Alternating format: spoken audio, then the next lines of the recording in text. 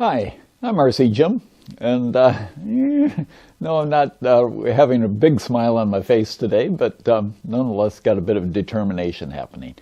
We want to figure out what happened with this crash that took place here, sort of work out what we need to do to make things better, and then have a look at the structure of the plane itself and the damage and work out what we need to do to fix it.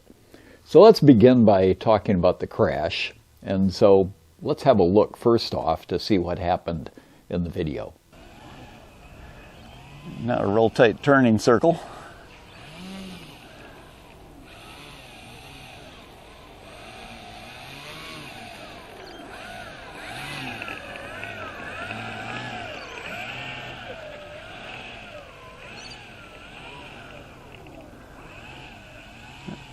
Okay, taking off left to right.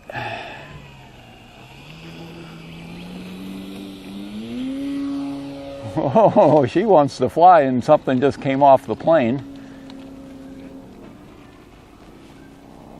I'm gonna land. I got something flapping around. I'm having to use the rudder. Oh.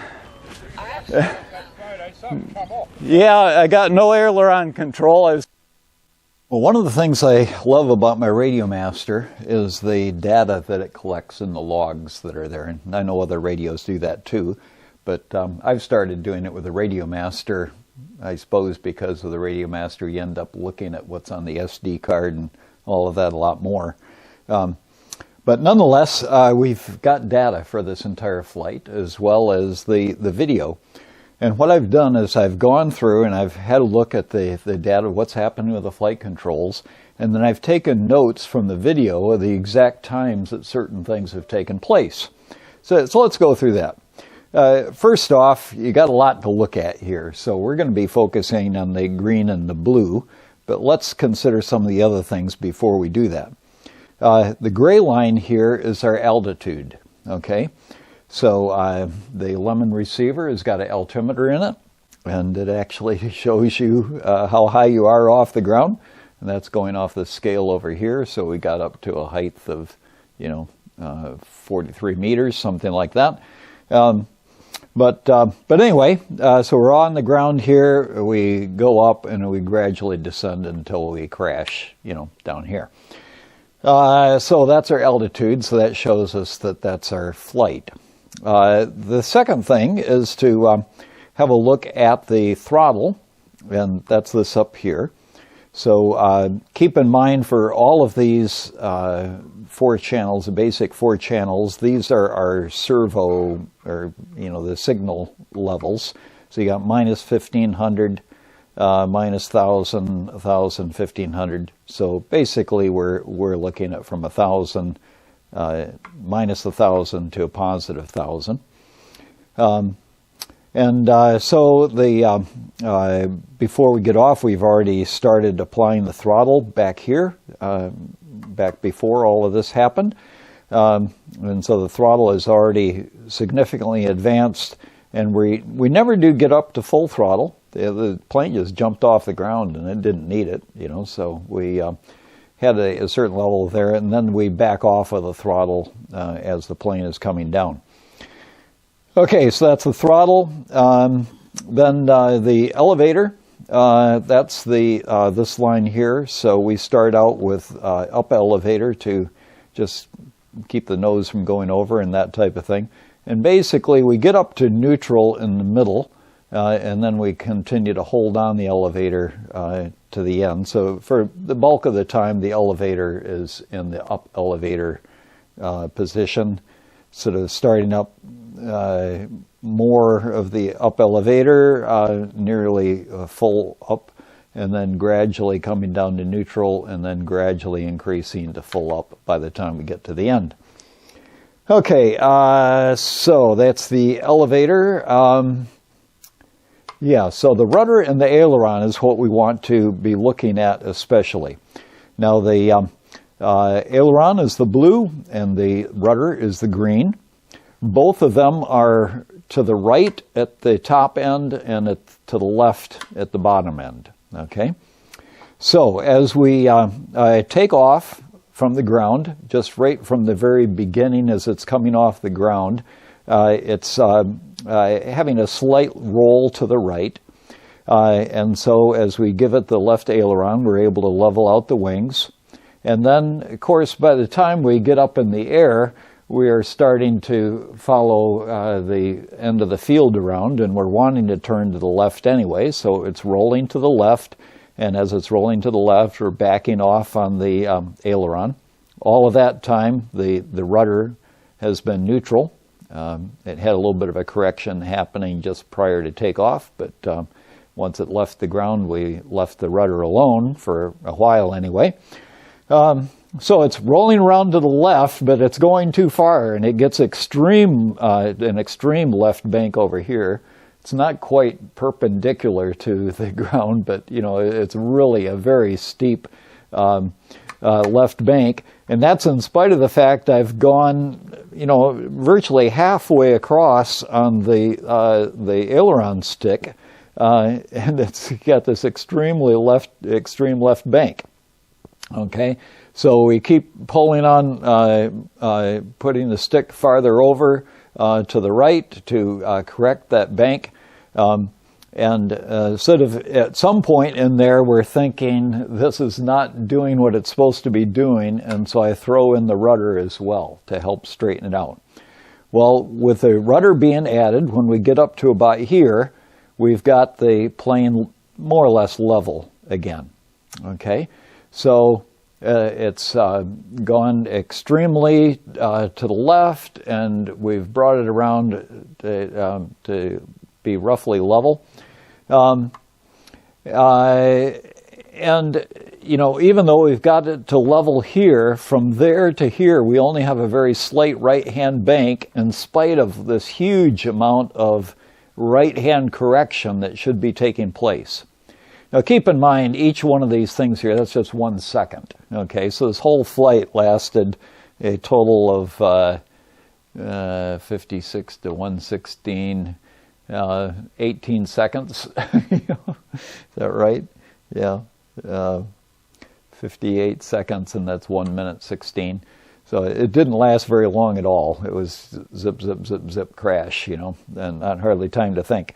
But anyway, you sense that nothing is happening, and I'm kind of panicking as I'm throwing in the rudder to correct it. But we get it back around to the right, so by the time we get to here, we got a slight right bank, so I've backed off of the aileron. And then I'm thinking the aileron isn't doing anything, I need to use the rudder. And so I'm using the rudder. We have a slight right-hand bank at this point, so I'm putting in a little bit of left rudder to try and correct it. And I say a little bit, I mean, that's full left, and that's nearly full left. A huge amount of rudder to try and correct it. It's coming around, it's banking to the left, and then by the time we get here, we're up to about a 45-degree left bank. Well, at that time, instinctively, I use the right aileron to try and correct it. And I've moved the same direction with the rudder stick, but I only get it up to the neutral position. But nonetheless, with all of that right-hand aileron, it ought to be bringing it around to the right. And yet it's still going further to the left, further to the left. We get to a 90-degree left bank up here, and we crash. Now, obviously, I get a little bit confused the last 1 second before the crash with the controls going opposite directions. I don't know, maybe I was trying to do a side slip to slow it down. But really, the brain is totally panicked at this stage, and I'm not really thinking straight. But of course, by that last second, it was too late. It was, in here someplace, its destiny was sealed. So anyway, what does all of this mean? Well, I think, number one, it says that we had nowhere near enough control input on the aileron. The aileron was doing a little bit, and it was responding in the right directions, but it just had no command authority, just really slow. And then with using the rudder, while the rudder sort of helped a little bit along the way, again, there was too little rudder to really do what was needed to be done in terms of responding to these the situation with a plane getting to where it is. Probably, I have to admit there's some pilot error here. You know, the aileron was doing something, so maybe if I just sort of stuck to the basics and didn't play around with the rudder so much, yeah, I don't know, might have been, might not have been. There's a degree of builder error involved in this as well, in that as you think about the ailerons on this, my son was the one that decided to use a scale-like aileron as compared to the Great Plains plan, which had this last little bit from here out to there being an aileron for the whole length of the wing going out. But when I set the control throws on this, I set the amount of deflection out here on the end of this to be equal to what they said to use for that, for the whole strip sort of thing. Now, as you think about this little bit of aileron that it would give, you know, it was a rather small amount that they had specified. If that was this little aileron going up that high over that whole length, first off, that's a much sharper angle that it's going up to get up to that level, and you got the whole wing that is being affected by it. So I think there'd be a lot more aileron input with it like that. So that was a mistake on my part. I should have put in much larger throws on the aileron. And related to that, another aspect of pilot error is that, you know, with these things, I mean, as we said, the whole flight lasted hardly any time at all. But if I really would have been thinking well, I would have flicked the mode switch into mode 3, into which I had 100% throws on it. So we'd have a deflection of something like that on this aileron instead of this little tiny thing that, that was specified in the plans. So if I would have thrown it into mode 3, then there's a very good chance that I would have been able to control it and make it fly. At least I think so anyway.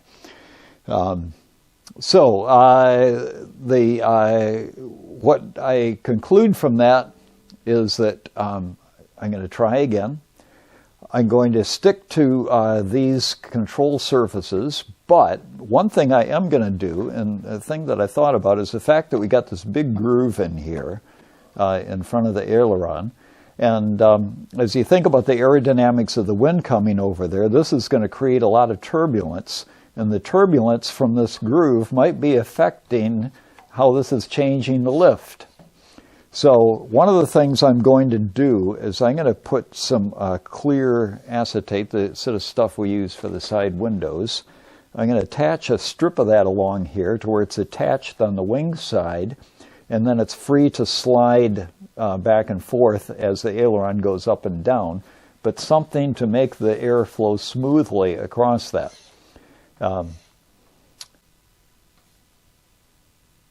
Yeah, a little bit of a question as to, is that going to go down?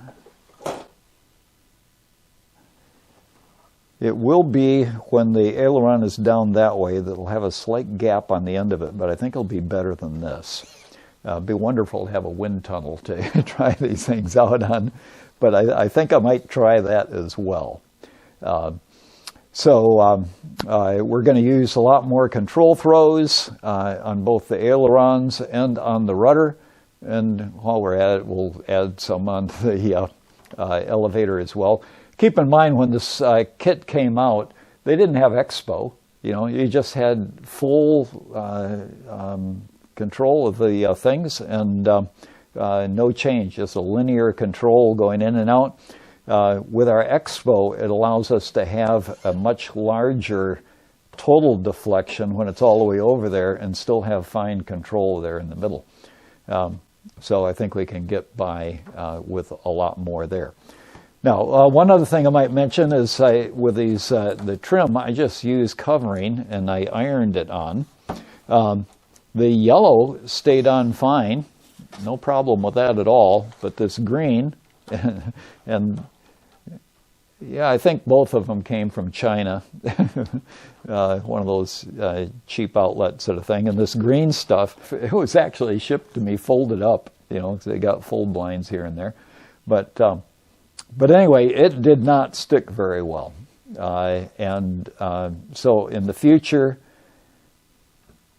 you know, the question is to, you know, probably stick to more name brand covering, but for the accents, probably use the stick-on stuff.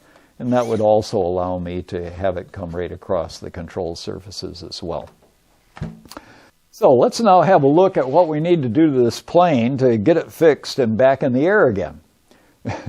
I've had a variety of responses at the club regarding that.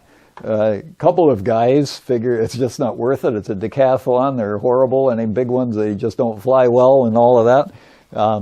So, yeah, I take that in, but, you know, that seems a challenge to me.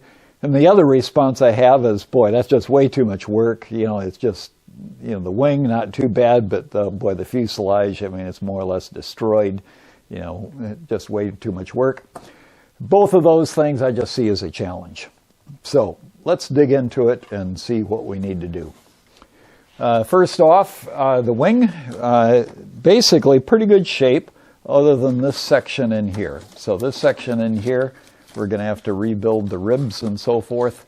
We'll probably take off the covering and double check the other stuff. But I think that's pretty straightforward, so not too bad of a deal there. Fuselage, this is a bigger issue. So as we think about what's going on here, that's just our wheel pant. The wheel pants did a great job, you know. Split a bit of the balsa where it was attached together, but the wheel pants themselves undamaged. The battery tray also was a reasonably good sort of situation in that while the battery busted out, naturally if you nose into the ground, you can expect the battery to go flying. Battery tray itself stayed intact, and so that meant that all of the sides and everything stayed intact, and it just means that the battery took out our dashboard and, you know, a few things up here at the front. But basically, it looks to me like it's all pretty good in terms of the firewall and the box that the engine is attached to. Naturally, our cowl is all wrecked up. Yeah, I've had an offer from a fellow that has the other plane that he crashed it twice and gave up. He's willing to sell me one. But anyway, I might just fix this up a little bit to test with, you know, to see if we can get it to fly. This next repair job, I'm not going to go for all of the best looks and all of that type of thing. I'm just going to get it to where we can fly it again, okay? And if we get it flying and get it flying nice, then we'll go back and we'll do some, you know, more covering and trim and stuff like that. But basically, as I look at the fuselage, the bottom part of it is all intact, and that was what we started with this build. My son had built all of the bottom part, and I added in all of the top bits up to about here. So I just need to rebuild the top of it. I've got the plans, so I can work out the parts.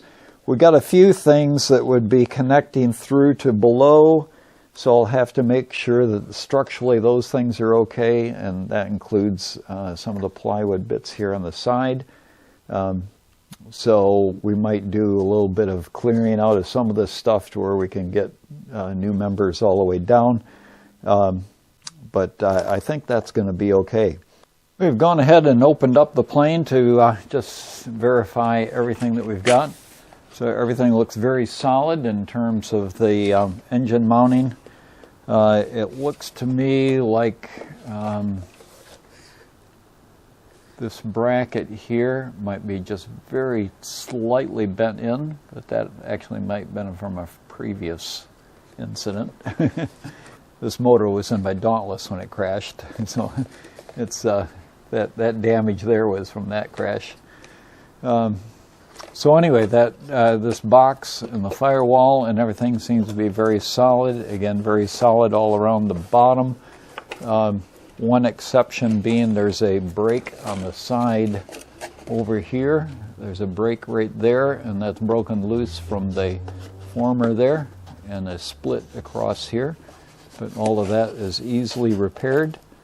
I'll have to decide whether to retain some of this. I might, and patch it in up to there. That's not, well, I guess it's got a bit of structure involved, but whatever. This, yeah, that will take off.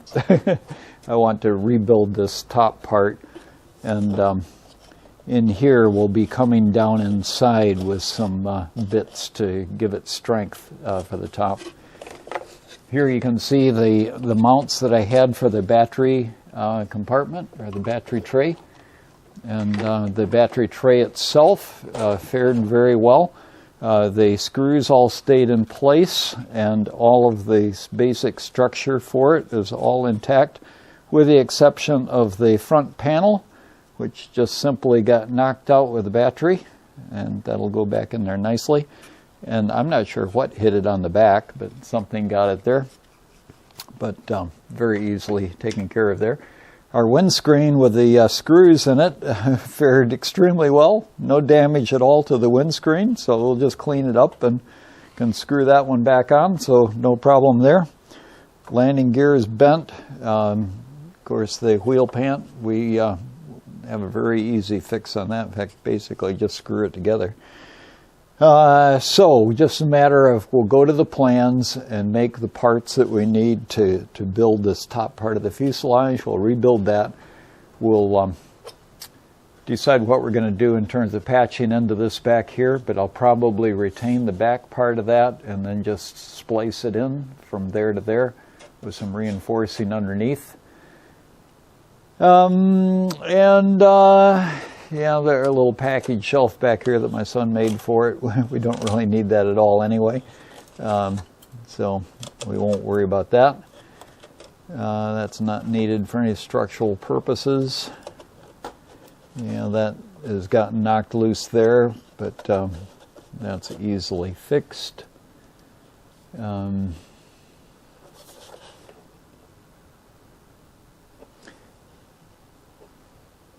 Yeah, there'd be the bit that came over the top here broke off.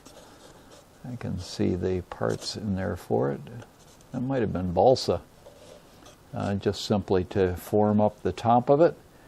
And then this would be a little bit more structural in here around the windows and all.